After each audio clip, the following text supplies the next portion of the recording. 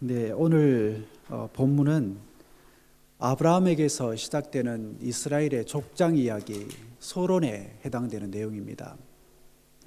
또한 아브라함으로부터 시작되는 구속사에 대한 서두이기도 하고요. 그래서 이 이야기의 주인공이 마치 아브라함처럼 그렇게 보이지만 사실은 그렇지가 않습니다. 하나님이에요. 왜냐하면 이 이야기의 전개가 그렇기 때문입니다. 즉, 이 이야기가 어떻게 전개되는가 하면 아브라함에게 말을 걸어오시는 하나님으로부터 전개가 됩니다.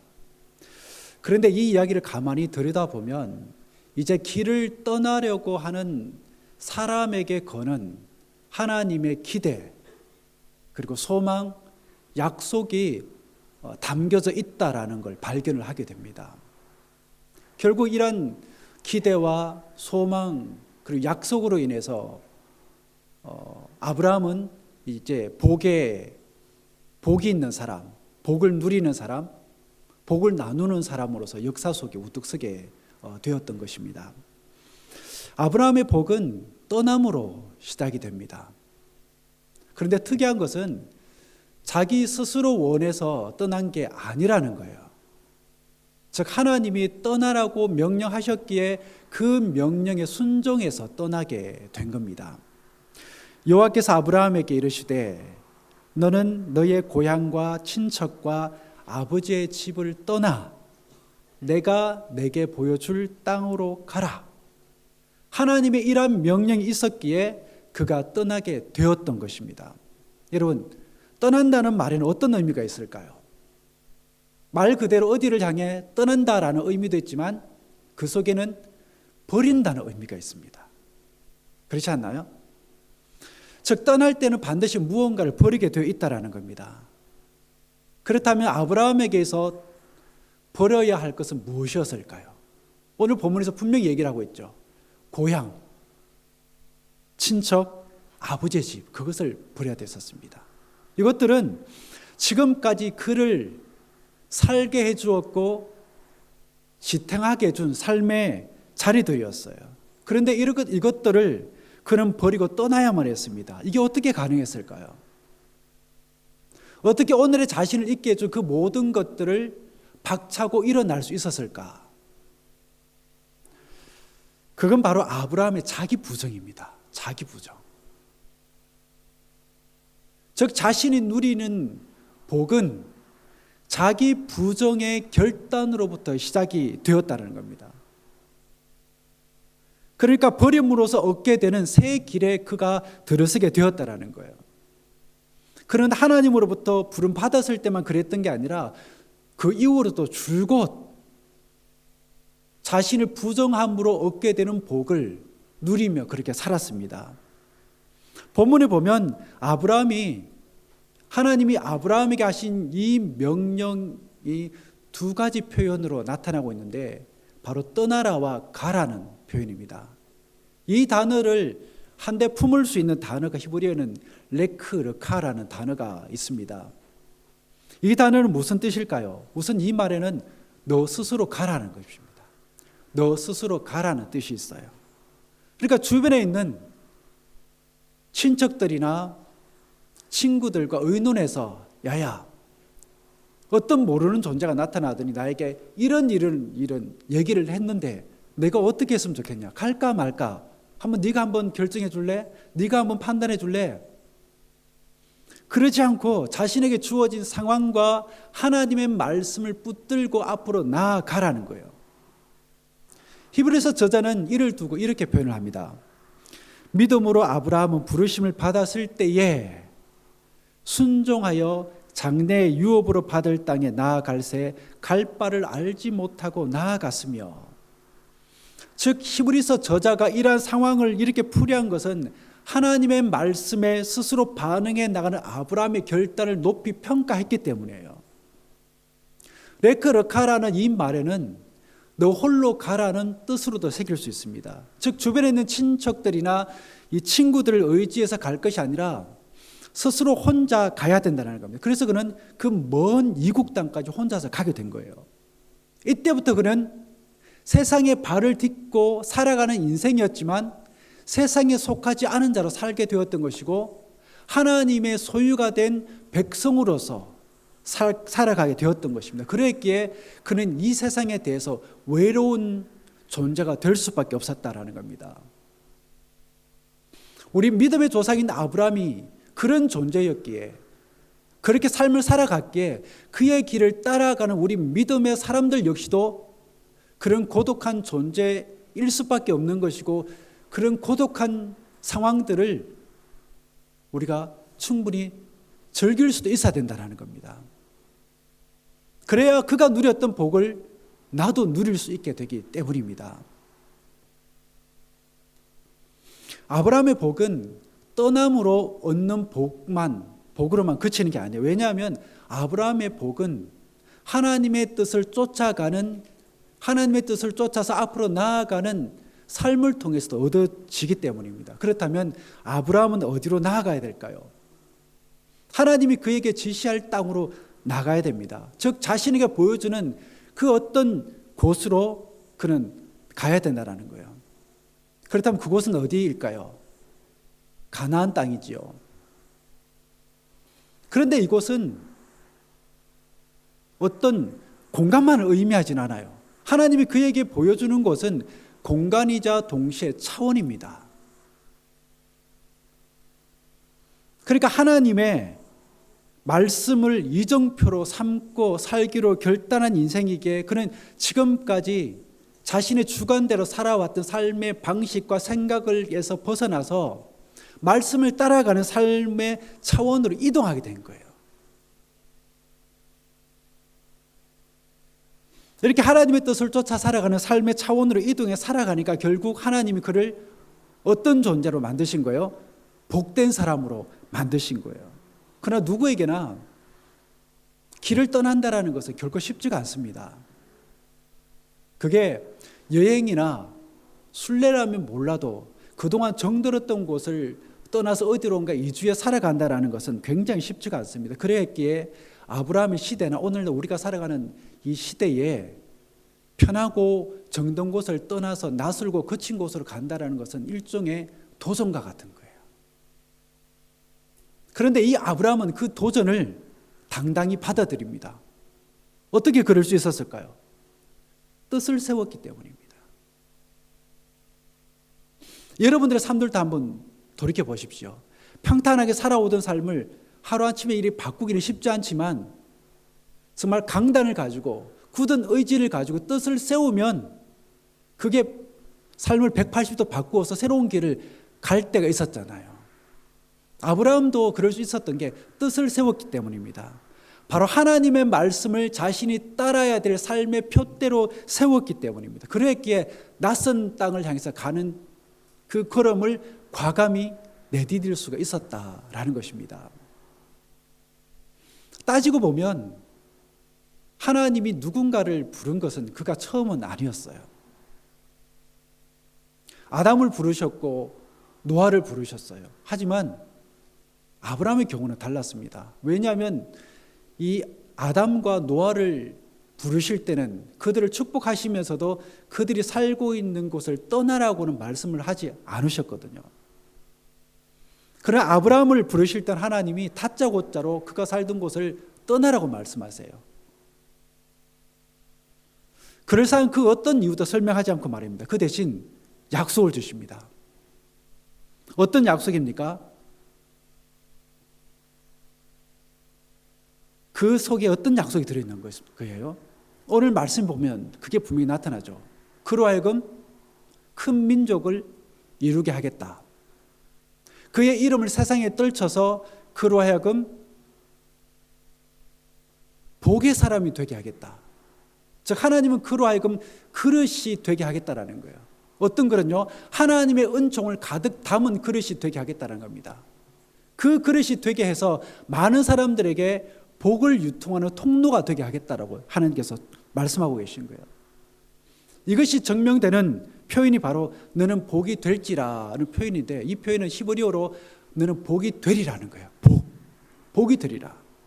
그래서 말씀을 쫓아 살아간 아브라함은 그냥 복 자체가 된 거예요. 복의 근원이 된 겁니다. 복의 통로가 된 거예요. 그래서 하나님은 그를 통해서 이 세상을 축복하고 계신 겁니다. 이거야말로 아브라함이 누리는 엄청난 영적인 자산이라고 할 수가 있는 것이죠. 아브라함이 하나님으로부터 부름을 받았을 때 그는 이미 75세나 된 사람이었습니다. 이걸 우리식으로 표현하자면 그는 이미 노인이 된 거죠. 나이 많이 든 사람이 된 거예요. 그런데 왜 하나님께서는 그렇게 나이 많이 든 사람을 부른 것일까? 아브라함 외에도 수많은 사람들이 있었을 것인데 말입니다.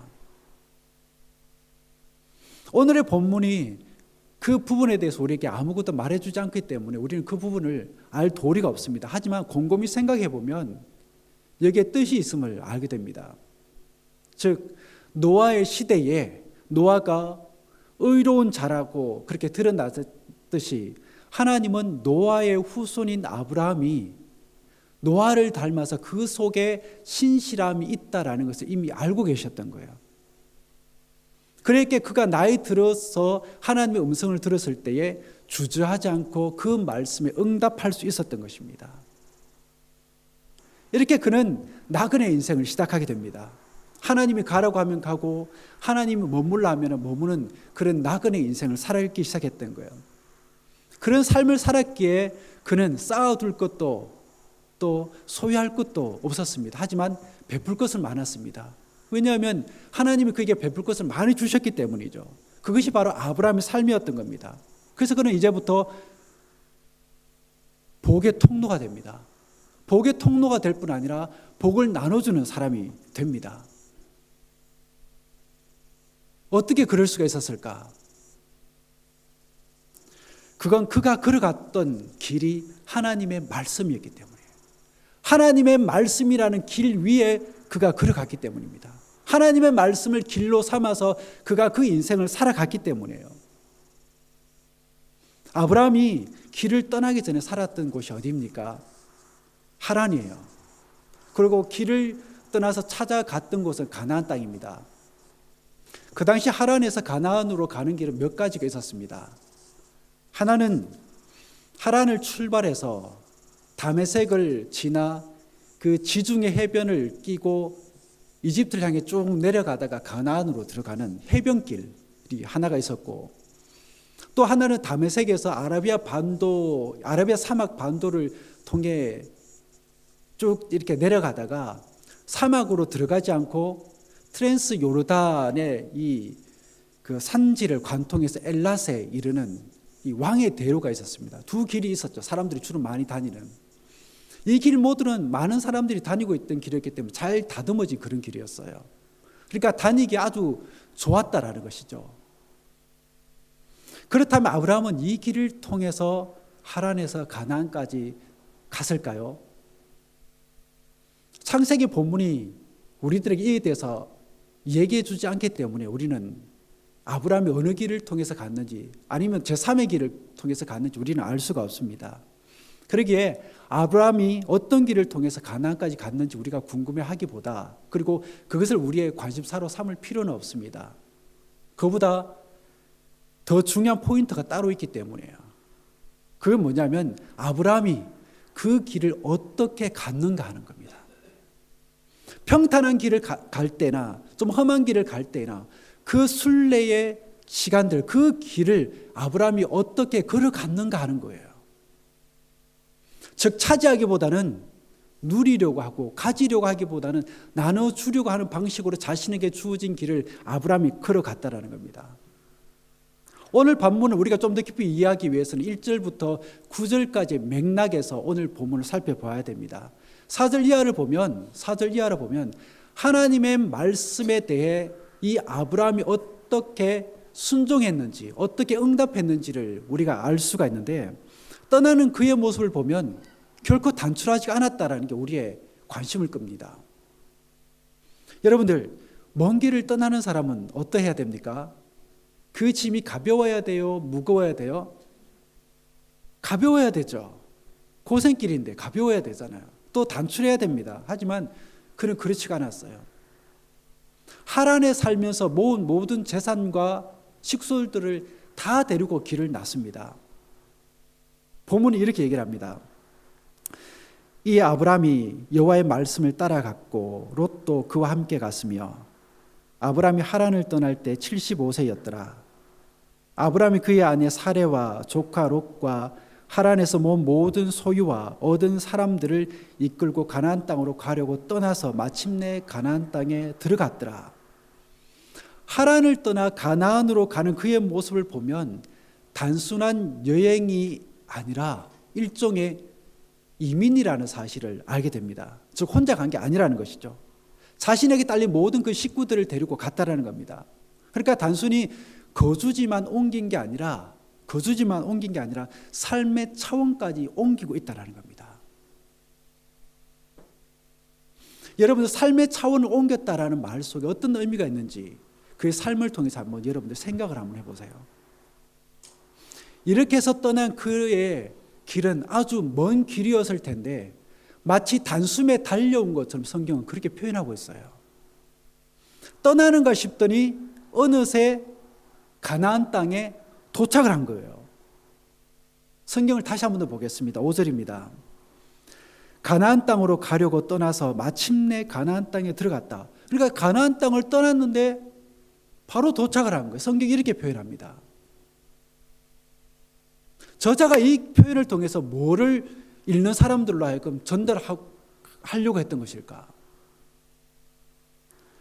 하란을 떠나는가 싶더니 어느새 가나안 땅에 들어갔지 않습니까?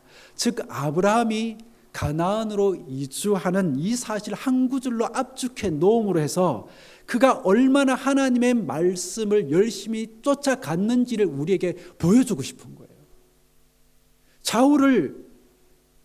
좌우를 막 이렇게 막 흔들리면서 여기 갔다 저기 갔다 그렇게 하지 않고 오직 하나님 말씀만을 쫓아 그렇게 열심히 달려갔다는 거예요. 그러니까 아브라함의 표대는 뭐였습니까? 하나님의 말씀이었어요. 오직 하나님의 말씀이었습니다.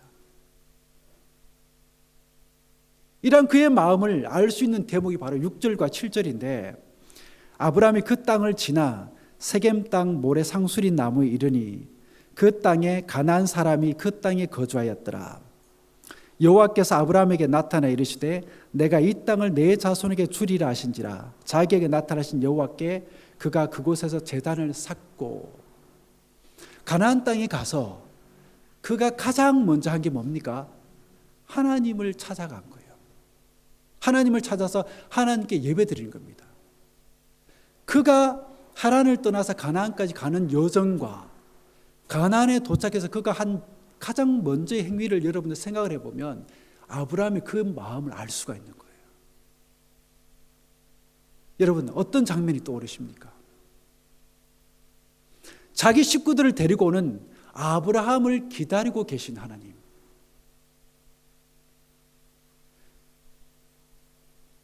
그를 기다리고 계신 하나님이 떠오르지 않으시나요? 하나님은 세겜에서 아브라함을 기다리고 계셨던 겁니다. 그가 세겜에 이르렀을 때 세겜 땅 모래 상수리 나무가 있는 곳에 이르렀을 때 그를 기다리고 계신 하나님이 그에게 나타나서 이렇게 말씀하십니다. 내가 이 땅을 내 자손에게 주겠다. 여기서 우리는 궁금증이 풀립니다. 왜 아브라함이 가나안 땅을 지나서 세겜 땅에 있는 모래 상수리가 있는 곳에서 발걸음이 멈추었는지를 말입니다. 이 세겜은 오래된 성소를 가리킵니다. 그러니까 아브라함이 가나안을 지나 세겜에 달려갔던 이유는 어쩌면 원래 있던 그 제단에서 하나님께 예배하려고 했기 때문일 수도 있다라는 겁니다. 그러니까 가나안 땅에 도착해서 하나님께 제단을 쌓을 수 있는 곳을 찾기 위해서 여기까지 갔다라는 거예요. 하란에서 세겜까지 말씀을 쫓아간 이 아브라함을 보면서 여러분들 어떤 부류의 사람들이 생각이 나십니까? 하나님을 찾기 위해서 한 걸음 한 걸음 나아가는 순례자들이 여러분들 떠오르지 않으십니까?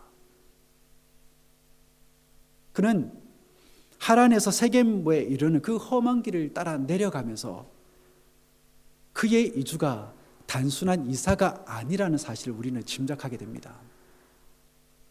이 길은 돈 때문에 혹은 잘 살아보려고 가는 이주가 결코 아니었다라는 겁니다. 이 길은 하나님을 섬기려고 하는 길이었습니다. 그랬기 때문에 이 길은 오직 하나님만을 바라보는 길이었고 하나님만을 신앙하는 그런 길이었습니다. 그랬기에 아브라함의 여정을 우리는 순례의 길이라고 말할 수 있는 겁니다. 그렇게 자신이 살던 고향과 친척과 아버지의 집을 떠난 그에게 하나님이 마침내 뭐라고 말씀하세요? 땅을 줄게.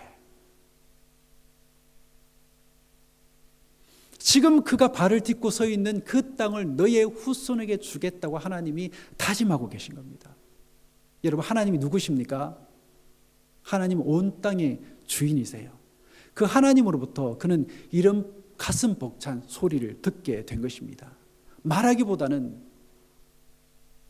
침묵하려고 하고 소리치기보다는 들으려고 했던 순례자였기에 아브라함은 하나님의 말씀을 생생하게 들을 수 있었던 것입니다. 즉 말씀과의 만남에서, 말씀과의 지속적인 만남에서 그는 온전히 하나님의 사람이 될 수가 있었던 것입니다. 그래서 그는 복 있는 사람, 복을 누리는 사람, 복을 나누는 사람이 될 수가 있었던 것입니다. 내일부터 우리는 정교인 성경 통독과 119 기도 운동을 하게 되는데, 이 운동을 통해서 우리 역시 아브라함처럼 하나님의 말씀을 쫓아가는 인생들이 다 될 수 있게 되기를 축복합니다.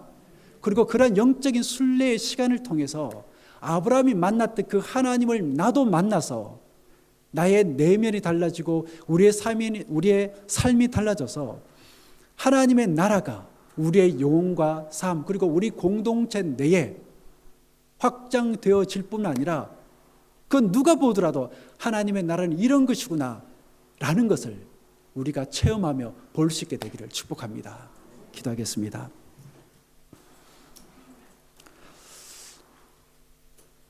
하나님의 말씀이 자신에게 주어졌을 때에 그 말씀을 외면하지 않고 붙잡고 그 말씀을 쫓아 살아감으로 아브라함이 되었던 것처럼 우리의 내면이 변하고 실존이 변하기 위해서라도 이렇게 해야 함을 다시금 깨닫습니다. 모든 성도들 내일부터 시작되는 정교의 성경 통독과 119 기도 운동을 깊이 있게 대함으로 살아계신 하나님을 만나게 하시고 잠자고 있고 시들해져가는 자기 영혼을 깨워 풍성한 순례자의 삶을 살아가게 하옵소서. 그래서 아브라함처럼 은혜를 간직한 사람, 은혜를 누리는 사람, 은혜를 나누는 인생들이 다 되게 하여 주옵소서. 예수 그리스도 이름으로 기도드립니다. 아멘.